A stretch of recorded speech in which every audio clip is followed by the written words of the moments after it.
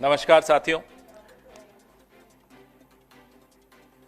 आप बचपन में या अभी भी अपने मोहल्ले में वो जो गुंडा किस्म के लोग होते हैं जो टिप्पणियां करते हैं, अनाप शनाप बोलते हैं, वाहियात बातें करते हैं, तो हम लोग सोचते हैं कि चलिए चुपचाप अपना रास्ता बना के निकल लें बिना बोले। तो वो जो चुप्पी होती है, वो जो खामोशी होती है, वो एक शराफत का परिचय होती है, वो कमजोरी नहीं होती।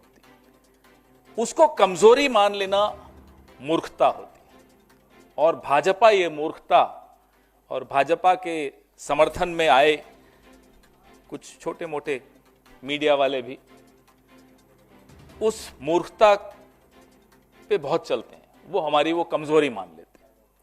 पिछले 10 साल से पंडित नेहरू हों, इंदिरा जी हों, महात्मा गांधी हों, सरदार पटेल हों, नेताजी सुभाष चंद्र बोस हों, राजीव जी हों, नरसिम्हा राव जी हों, डॉक्टर मनमोहन सिंह हों, राहुल गांधी हों, मल्लिकार्जुन खड़गे जी हों, सबके बारे में ये ऊंची आवाज में झूठ बोलती है भारतीय जनता पार्टी। और सोचते हैं कि बहुत ऊंची आवाज में बोल रहे हैं, तो जो धीरे से सच बोलने की हम लोग कोशिश करते हैं, क्योंकि सच हमेशा हल्की आवाज में बोला जाता है, क्योंकि उसका एक आत्मविश्वास होता है, एक सेंस ऑफ सिक्योरिटी होती है, उसे मालूम है वो सच है।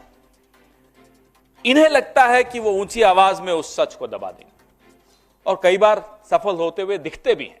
लेकिन झूठ को 400 से 240 पे धड़ाम से गिरने में समय नहीं लगता। आपने देखा कैसे झूठ गिरा और गिरता रहता है। अभी पिछले एक हफ्ते से एक कहानी चलाई जा रही है कि यूएस एड भारत में नरेंद्र मोदी जी को डिस्टेबलाइज, अस्थिर करने के लिए $21 मिलियन दिया। भाई कहां है आपके डोवल साहब, कहां है आपकी आईबी, कहां है आपकी रॉ? ये तो विश्व गुरु हैं, ये तो यूक्रेन से लेकर और पता नहीं कहां पूरे विश्व में जाकर तिकड़मे लगाते हैं। कभी सुनते हैं विदेशों में कुछ कर दिया कांड, कई तिकड़मे लगा रहे होते हैं। तो जब इतनी तिकड़मे आप विदेशों में लगाते हो, आपके देश में $21 मिलियन आया, तो ये तो आपके चेहरे पे तमाचा है। क्यों आने दिया आपने? फिर बोलते नहीं, 2012 में जब यूपीए की सरकार थी तब आया था। तो 14 का रिजल्ट जो आपका पक्ष में आया, क्या आप उस पैसे से जीते? जब हम रोज इनसे हम सवाल पूछते हैं, फिर गोल पोस्ट बदल देते हैं। अब कल एक हमारे कुछ मीडिया के, मैं उनको साथी नहीं कहूंगा, उन्होंने भी एक ग्राफ चलाया। वो है ना, वो हमारा एक पड़ोसी है, नाम हिरेन जोशी है, उसने भेजा। हिरेन जोशी का ग्राफ चल रहा है, ट्वीट पे ट्वीट कि देखो साहब, ये इधर से पैसा इधर गया, इधर गया, उधर गया। अरे साहब, खुद भी कुछ दिमाग लगा लो। सारा दिमाग हिरेन जोशी का ही खर्च करोगे? अपना भी कुछ दिमाग लगा दो। फिर किसी ने दिमाग लगाया, ये उसका नतीजा। ये पैसा बांग्लादेश गया, ये $21 मिलियन यूएस एड का बांग्लादेश के एनजीओस को गया। अब वो क्यों गया, वो बांग्लादेश जाने और यूएस एड जाने। हम ये जानते हैं कि एक वक्त ऐसा था जब भारत के प्रधानमंत्री के पद की एक ऐसी साख होती थी कि अमेरिका तक को पीछे हटना पड़ता था। मैं बांग्लादेश 1971 की बात कर रहा हूं। आज अमेरिका से $21 मिलियन बांग्लादेश में आ गया, हमारे साहब विश्वगुरु बन के ढपली बजा रहे हैं। कुछ पता नहीं। बांग्लादेश में अगर अस्थिरता आती है तो उसका क्या प्रभाव भारत पे नहीं पड़ता? भारी प्रभाव भारत पर पड़ता है। अरे भारत पर तो पड़ता है, आपके अपने दोस्त अदानी पर भी पड़ता है। फिर भी आपने 21 मिलियन आ गया और आपको पता नहीं चला। सुबह से रात तक आपको नेहरू जी दिखते हैं, सपने में भी, अगर सोते हैं तो। सुना सोते भी नहीं हो, सोते जागते नेहरू जी, राहुल गांधी, नेहरू जी, राहुल गांधी। 21 मिलियन पड़ोस में आ गया, सुना है सरकार अस्थिर हो गई, आपके दोस्त की बिजनेस भी चौपट हो गई वहां। यह आपका सूचना तंत्र है, यह आपका इंटेलिजेंस है, यह आपके दोवल साहब हैं, जेम्स बॉन्ड अपने आप को कहते हैं। एक चाणक्य बैठा है सरकार में, एक जेम्स बॉन्ड बैठा है सरकार में। हो क्या रहा है साहब? $21 मिलियन पड़ोस में आ गया। अदानी जी बेचारे बैठे सोच रहे हैं कि न जेम्स बॉन्ड ने कुछ किया, न चाणक्य ने कुछ किया, मेरी तो बिजनेस बांग्लादेश में बंद हो गई। हम यूएसएड या जो भी ये फॉरेन फंडिंग एजेंसीज हैं, हम इनके खिलाफ नहीं। देश में कानून है, कानून के तहत फंड्स आते हैं, एनजीओज भी लेते हैं, इनके एनजीओज भी लेते हैं, इंडिया फाउंडेशन भी लेती है, विवेकानंद फाउंडेशन भी लेती है, कौन नहीं लेता। लेकिन सिलेक्टिवली आप बोलें कि साहब कांग्रेस की सरकारों ने ले लिया। अरे जब स्मृति ईरानी ब्रांड एम्बेसडर थी यूएसएड की और सिलेंडर लेकर यहां सड़कों पर प्रदर्शन करती थी, तो क्या यूएसएड करवा रहा था वो प्रदर्शन? बताइए। अन्ना हजारे, उनका एक वीडियो मैं भी आपको दिखाता हूं। यहां आंदोलन किया हमारी सरकार, उसके बाद चुनाव हारी, फिर वो अमेरिका में गए, रोड शो किया उन्होंने। फोर्ड फाउंडेशन का पैसा आता था, सबके सामने था, उसमें आरएसएस भी इन्वॉल्व। देखिए ये वीडियो, ये अन्ना हजारे जी घूम रहे हैं न्यूयॉर्क की सड़कों पर। And the son and daughter of Martin Luther King. He will also be sharing ideas with Silicon Valley entrepreneurs and speaking at the prestigious Wharton School. सच्चाई यह है कि मोदी साहब ट्रंप से ये एक तरफा रिश्ता निभाते हुए जो देश की साख पर, देश की आबरू पर जो बट्टा लगा रहे हैं, वो सच्चाई आपके सामने रोज आती है, रोज आती है। वहां जाते हैं, बिना बुलाए जाते हैं, पहली बात तो अनइनवाइटेड जाते हैं। जब शपथ थी तब बुलाया नहीं गया उनको, फिर भी गए। अब क्यों गए वो तो आप लोग कोई पत्रकारिता करिए, इन्वेस्टिगेटिव, तो मालूम पड़ेगा कि क्यों गए।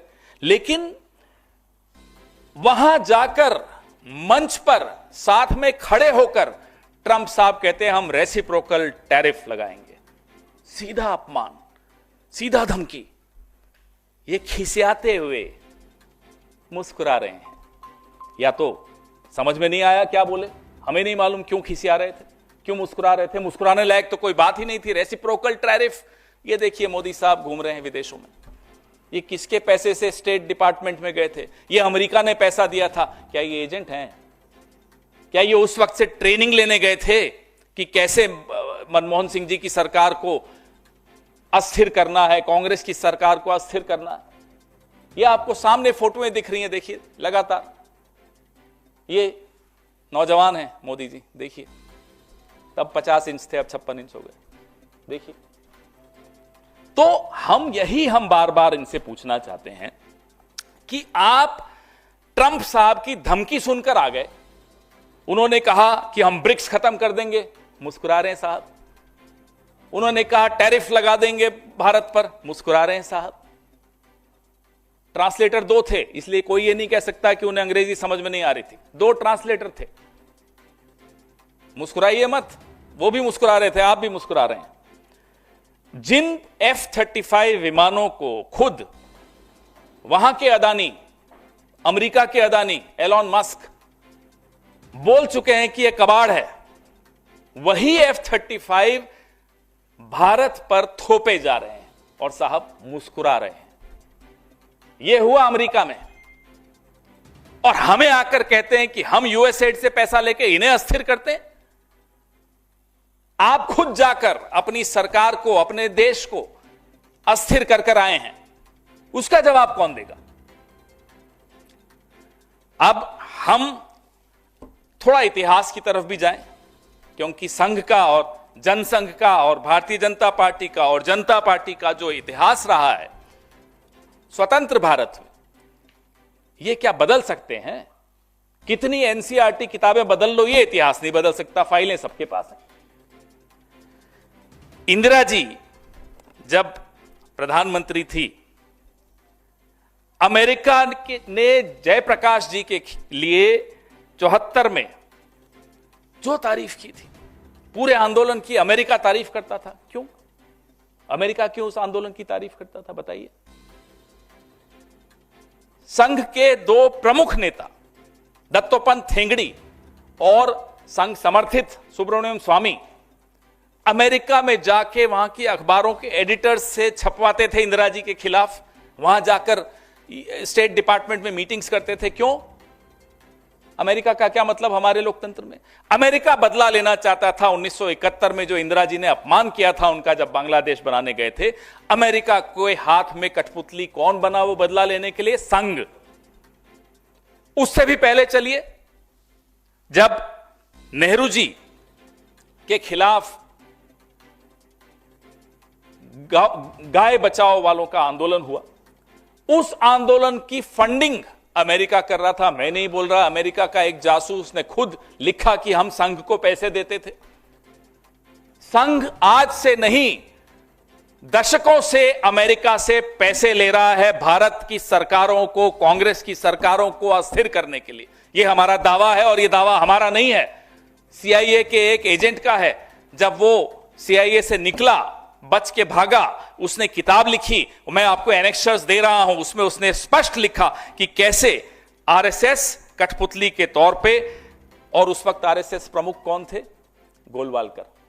गोलवालकर प्रमुख थे। आरएसएस गोहत्या विरोधी रैली के लिए एक बड़ी रकम अमेरिका से ली और नेहरू जी की सरकार को न केवल गिराने का षड्यंत्र रचा, उस वक्त जो कांग्रेस के अध्यक्ष थे कामराज, उनकी हत्या की भी साजिश रची आरएसएस ने। यह है आरएसएस का योगदान, यह है आरएसएस की हकीकत, यह है इनका जो तथाकथित एक्सटर्नल इन्फ्लुएंस, विदेशी हस्तक्षेप। ये लोग कठपुतली बनते हैं और हम पर आरोप लगाते हैं। यूएसएड, फोर्ड फाउंडेशन कांग्रेस की यूपीए सरकार के खिलाफ कैसे इस्तेमाल हुआ, यह आप सब ने, क्योंकि आप भी उस वक्त रिपोर्टर थे, आपने देखा। अन्ना हजारे, अरविंद केजरीवाल का आईएससी आंदोलन क्या था, उसमें विवेकानंद फाउंडेशन, इंडिया फाउंडेशन का क्या रोल था, वो आपके सामने है। जब अन्ना हजारे यहां आंदोलन कर रहे थे, अनशन पर बैठे थे, तो लोगों के लिए जो वॉलेंटियर्स आए, उनको खाना खिलाते थे, वो संघ ने नहीं भेजे थे क्या? संघ का क्या रोल था? तो हम पर आरोप जब लगाओ, एक उंगली अगर हमारी तरफ करोगे तो 4 उंगलियां आपकी तरफ हैं, और हम अब चुप नहीं बैठेंगे। सच अब चुप नहीं बैठेगा, सच ऊंची आवाज में बोलेगा। अब लगातार मोदी सरकार के मंत्री यूएसएड के अधिकारियों से बात करते हैं, मुलाकात करते हैं। आपको फोटोज और एनेक्सर्स में दे रहा हूं। 2024 में पीयूष गोयल कि भाई 2030 तक शुद्ध शून्य कार्बन उत्सर्जन के लिए बैठक यूएसएड से की। ये यूएसएड से क्यों पैसे ले रहे हो साहब? आप लो तो देश के हित में है, कोई किसी और सरकार में कोई एनजीओ ले तो वो देश के विरोध में है। षड्यंत्र तो यह है कि 2016 की नोटबंदी से ठीक पहले यूएसएड से कैशलेस इकोनॉमी पे समझौते नरेंद्र मोदी करते थे। तो ये डिमोनेटाइजेशन क्या अमेरिका के कहने से हुआ? किसको लाभ पहुंचा रहे थे आप इस डिमोनेटाइजेशन से? अमेरिका के हाथ की कठपुतली बने हुए थे। करोड़ों करोड़ों हिंदुस्तानियों की नौकरियां गई, अनऑर्गेनाइज सेक्टर बर्बाद कर दिया। अमेरिका के कहने से किया? हम भी ये जानना चाहते हैं। कोविड में $100 मिलियन नरेंद्र मोदी जी ने यूएसएड से लिया। हम क्या मान लें कि आप भी उनके हाथों में खेल रहे हो? कहने को कोविड के लिए था, दरअसल कुछ और था। तो बोलने से पहले इन्हें 10 बार सोचना चाहिए, अपनी संघ का इतिहास देखना चाहिए पिछले 70 सालों का, कि संघ ने कहां कहां से पैसे लिए, विदेशों में क्या क्या ये करते हैं, अमेरिका में संघ किन बड़े धनाढ्य लोगों के ऊपर निर्भर रहता है। अब मेरे मुंह से नाम निकल जाता, फिर केस होते हैं। यूरोप में क्या होता है, लंदन में क्या होता है, कौन है संघ के लोग लंदन में, और क्या क्या मीटिंग्स करते हैं, किसके खिलाफ मीटिंग्स करते हैं, किस तरह के षड्यंत्र रचते हैं, क्या किसी से छिपा हुआ है? हम भी 54 साल 7 महीने 40 दिन सरकार में रहे हैं, हमारे पास भी कुछ सूचनाएं होंगी। हम चुप हैं इसका मतलब नहीं कि हम वक्त पे नहीं बोलेंगे। हम चुप हैं इसका मतलब ये नहीं कि वक्त पे हम ऐसे कठोर कदम नहीं उठाएंगे कि संघ मुंह दिखाने लायक, शाखाएं तो छोड़ दीजिए, मुंह दिखाने लायक नहीं बचेगा। आज जो उछल रहे हैं, हमें मालूम है उनको कैसे बैठाना है और कब बैठाना है। अब यूएस एड की और मैं आपको बताऊं, देवेंद्र फडणवीस जी, मतलब पूरी लिस्ट है, अभी इतनी लंबी लिस्ट पढ़ूंगा तो पूरा दिन निकल जाएगा। 10 नवंबर 2022 को देवेंद्र फडणवीस जी उनसे आपसी सहयोग की चर्चा करते हैं। क्यों? यूएस एड का क्या मतलब है भारत में? अगर आपको लगता है यूएस एड इतना गलत है, आपके मंत्री, आपके मुख्यमंत्री, आपके उप मुख्यमंत्री, आपके तमाम संतरी मंत्री सब इन्हीं से मिलकर बात कर रहे हैं। क्यों? बीच में फिर कुछ इन्होंने कहा था कि भाई सोरोस से पैसा लिया, इन्होंने लिया, उन्होंने लिया। फिर हमने कहा कि साहब जो जयशंकर जी हैं उनके पुत्र, उनका क्या हुआ? हम हैरान हैं, ये सब जानते हुए भी इनको लगता है कि हम बोल देंगे और बात चल गई तो चल गई। अब आप सरकार में बैठे हो, गैर जिम्मेदाराना तरीके से बात करना इनको बंद कर देना चाहिए। भारतीय राष्ट्रीय कांग्रेस ने कल, मेरे वरिष्ठ सहयोगी ने, जयराम रमेश जी ने मांग की है कि एक श्वेत पत्र जारी किया जाए। हम उस मांग को दोहराते हैं। हम यह भी पहले बता दें आपको कि वैश्विक भागीदारी विकास एजेंसीज, जो ग्लोबल फंडिंग एजेंसीज होती हैं, उनको हम तो नहीं मानते गलत। लोकतंत्र में आपसी सहयोग होता है, उसका दुरुपयोग है या सदुपयोग है, व्हाइट पेपर निकालिए, मालूम पड़ेगा। हम भी एक ब्लैक पेपर जल्दी निकाल देंगे, फिर हम भी बताएंगे आपको कि संघ के क्या रिश्ते रहे इन एजेंसीज के साथ। लेकिन आप एक विशाल शीश महल में रह रहे हैं, आप पत्थर मत फेंकिए, क्योंकि हमें कुछ फर्क नहीं पड़ने वाला, हमें छिपाने को कुछ नहीं है। आपके शीश महल के में छिपाने की कोई जगह नहीं मिलेगी, छिपने की कोई जगह नहीं मिलेगी, जिस तरह की आपके संबंध रहे हैं इन एजेंसीज के साथ। आपके सवाल?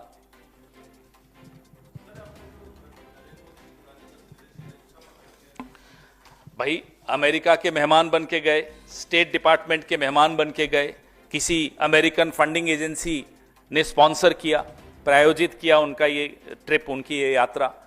तो ये क्या था? तब तो नरेंद्र मोदी जी को भारतीय जनता पार्टी में भी ज्यादा लोग नहीं जानते थे, देश तो छोड़ दीजिए। ये क्या हो रहा था? क्यों उनको वहां ले जाया गया? क्यों वो स्टेट डिपार्टमेंट में क्यों जाकर मिल रहे थे लोगों से? हम भी सवाल पूछ रहे हैं, जवाब दें मोदी जी भी, अब जवाब दें। अब तो वक्त आ गया है ना, वो 400 से झूठ गिरा 240 पर, तो अब तो सवालों के जवाब इन्हें भी देने पड़ेंगे। और मैं बधाई देता हूं इस तरह की पत्रकारिता को भी कि जिसने एक रात में सच निकाला।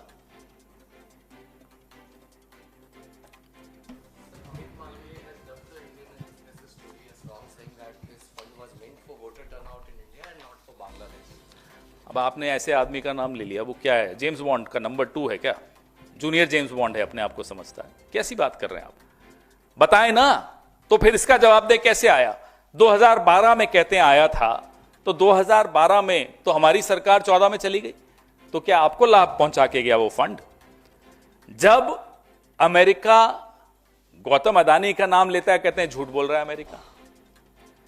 जब अमेरिका कहता है, और जब अमेरिका वाकई झूठ बोल रहा होता है कि साहब हमने इंडिया में पैसा भेजा, अब वो झूठ बोला या जाल बिछाया ट्रंप ने, हमें नहीं मालूम। वो ट्रंप और मोदी जी दोस्ती बनी रहे, उनके बीच की बात है। लेकिन तब आपको लगता है कि नहीं, अमेरिका से सच्चा कोई नहीं हो सकता। ये अमेरिका की धुन पे क्यों ये जो जिनका आपने नाम लिया, ये पूरी भारतीय जनता पार्टी, 1/4 मीडिया, ये उन्हीं की धुन पे क्यों नाचते हैं? हमें ये बताइए। तो फिर हमारे आरोप का जवाब दीजिए। क्या गौ हत्या विरोधी आंदोलन की रैली और कामराज जी की हत्या के प्लान को अमेरिका ने संघ के मार्फत फंड करके कोशिश नहीं की थी अमली जामा पहनाने की? क्या दत्तोपंत ठेंगड़ी, सुब्रमण्यम स्वामी अमेरिका के आसपास घूम घूम कर भारत की सरकार को अस्थिर करने की कोशिश नहीं करते थे? क्या फोर्ड फाउंडेशन 2012-13 में यूपीए सरकार को अस्थिर करने के लिए इन सबको और इनके टीम बी को पैसा नहीं दिया था? लगातार हमारे भी सवाल हैं, जवाब दें।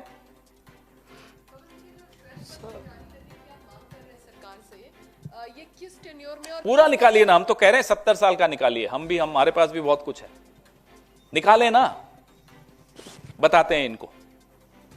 Sir, of the allegations that you've made, one of these allegations, you also said that money was for foreign agencies sent money during the COVID period.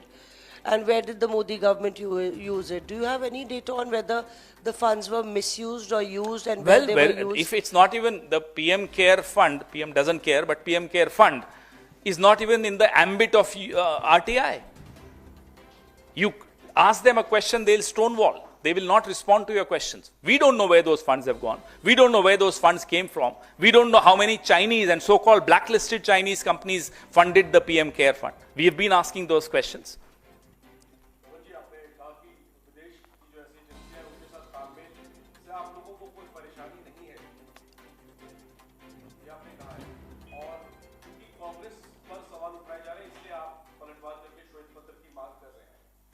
नहीं, मैंने ऐसा नहीं कहा कि क्योंकि कांग्रेस पर ही तो आप कह रहे हैं, लेकिन मैं ये कह रहा हूं, अगर आपको संशय है तो चलिए 70 साल का आप पूरा श्वेत पत्र निकालिए। हमें तो मालूम है ना किसने क्यों लिए थे।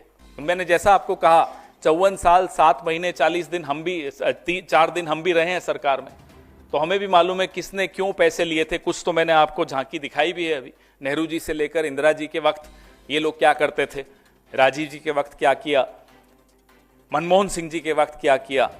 तो हमें तो मालूम है क्या आने वाला है और क्या नहीं आने वाला, और जो नहीं आएगा वो फिर हम देंगे। बात सिर्फ यूएस एड की नहीं है, हम कह रहे हैं भाई देखिए ग्लोबल कोऑपरेशन, मैं बता रहा हूं आपको, ग्लोबल कोऑपरेशन हमेशा रही है। लोकतांत्रिक देश उस ग्लोबल कोऑपरेशन में एक दूसरे के साथ सहयोग करते हैं, उसमें कहीं कोई गलत हमें तो नहीं लगता। लेकिन आप पहले कहते हो कि साहब ये गलत है, बताते नहीं हो क्यों गलत है, और फिर कहते हो इनके साथ ये लोग हैं। जब आपकी अपनी पोल खुलती है तो चुप बैठ जाते हो। हम तो बोल रहे हैं श्वेत पत्र निकालिए, ना केवल यूएसएड पे, सारी तमाम ऐसी एजेंसीज पे निकालिए, चलिए देखते हैं।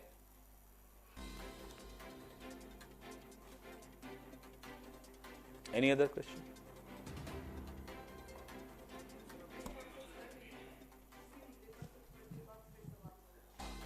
अब मैं पूरे दिन थोड़ी बैठा रहूंगा।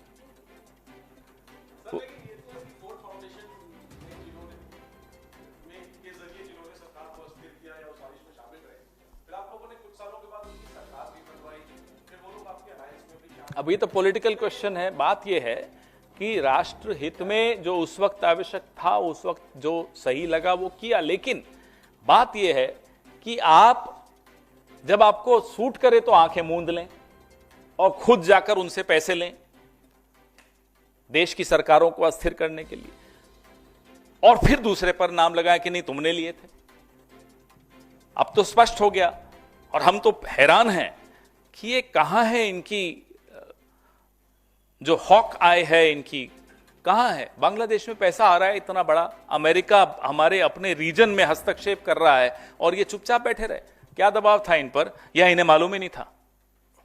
सर पहले इसके सर, साथ वाले ये डोनाल्ड ट्रंप का ये दावा 21 मिलियन वाला कि प्रधानमंत्री मोदी को हराने के लिए बाइडेन एडमिनिस्ट्रेशन लगा हुआ था, दूसरे को जिताना चाह रहा था, इसे कांग्रेस पार्टी कैसे ले रही है? हालांकि 21 मिलियन से ही जुड़ा हुआ है, लेकिन ये जो दावा दिखा देना, इन्होंने तो सबूत दिया है कि कोई 21 मिलियन कहां गया, उसमें से 13 मिलियन गए खर्च हुआ है, बाकी कहां है, सब कुछ है इसमें, विथ डिटेल्स हैं। जवाब दें। और 2012, 3 दिन पहले कहा था, 2012 में एसवाई कुरैशी साहब जब सीईसी थे तब ये इस तरह का एक करारनामा हुआ था। तो 2012 में मान लो ये करारनामा हुआ, और मान लेते हैं 2012 में ये पैसा आया, तो लाभ किसको हुआ? 2014 में रूलिंग पार्टी को हुआ क्या? नहीं हुआ ना, हम तो हारे। तो क्या 2014 का चुनाव नरेंद्र मोदी जी अमेरिकन फंडिंग से जीते हैं? Sir, on that only, that count, what the BJP is saying is that when they came on an agreement in 2012 in a memorandum, this was an organization that was linked to George Soros. And they started their work in 2014 under various schemes which intervened in the electoral process of India.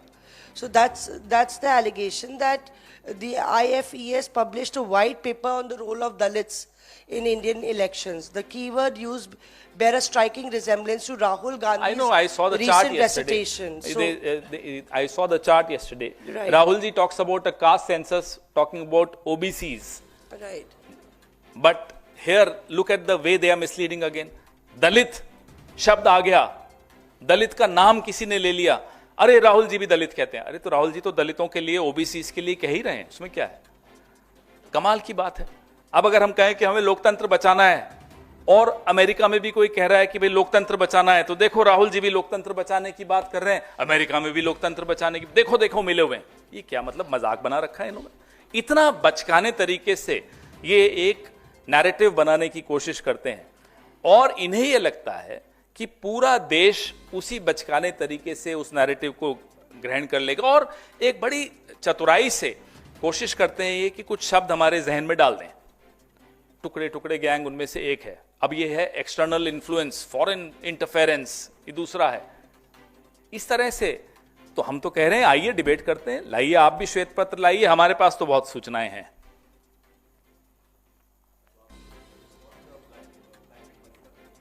बिल्कुल निकालेंगे, लाए ना पहले ये white paper. Sir अलग वाला पूछ लें अभी? हाँ, पूछ जैसे पीसी चल रही है, पूछ लीजिए, पूछ लीजिए। सर योगी मैं उनकी पीसी की इंतजार नहीं करूंगा, लेकिन हाँ पूछ लीजिए। सर योगी आदित्यनाथ ने अपने जो अधिकारी हैं उनको ये निर्देश दिया है कि सभी जो धार्मिक स्थल हैं उनकी लाउड स्पीकर, उनके परिसर से ज्यादा लाउड स्पीकर की आवाज जो है वो बाहर नहीं जानी चाहिए, और ऐसा होता है तो नोटिस जारी किया एक जाए। नियम है, हर सबके लिए एक नियम है, वो किसी धर्म में और मजहब में कोई भेद नहीं करता। नियम बने हुए हैं, हर राज्य सरकार के पास वो नियम है, नियमानुसार सबको चलना चाहिए। धन्यवाद। ABL 24 न्यूज, सच दिखेगा। ABL 24 न्यूज को सब्सक्राइब करें, ताजा खबरों के लिए बेल आइकन को दबाएं।